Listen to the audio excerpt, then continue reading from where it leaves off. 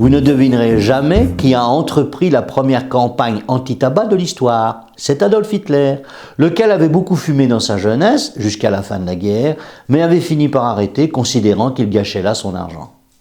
Mais d'autres considérations moins terre-à-terre et beaucoup plus inquiétantes furent à l'origine de cette aversion d'Hitler pour la cigarette, alors extrêmement répandue dans toutes les populations d'Europe.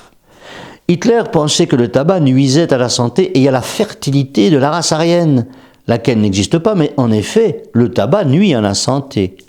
Dans son délire paranoïaque bien connu, le futur guide suprême du Troisième Reich pensait que le tabac était l'arme secrète d'une conspiration mondiale menée bien sûr par les Juifs pour nuire aux Allemands, naturellement supérieurs. Hitler fait donc interdire le tabac dans plusieurs lieux publics. En 1938, dans les écoles et dans les hôpitaux. En 1941, dans les trains et les trams. Le lien entre le cancer du poumon et le tabac, en effet, venait d'être mis en évidence. Dans l'entourage direct d'Hitler, la consommation de tabac était très mal vue et il était strictement interdit de fumer en présence du Führer.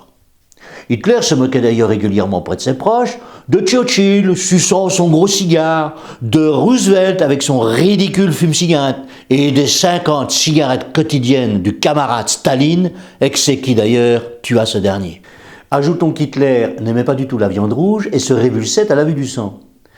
Ce qui, ajouté à son antitabagie, termine un portrait ironique d'un homme qui par ailleurs fit couler tant de sang et brûler tant de gens. N'oublie pas de t'abonner.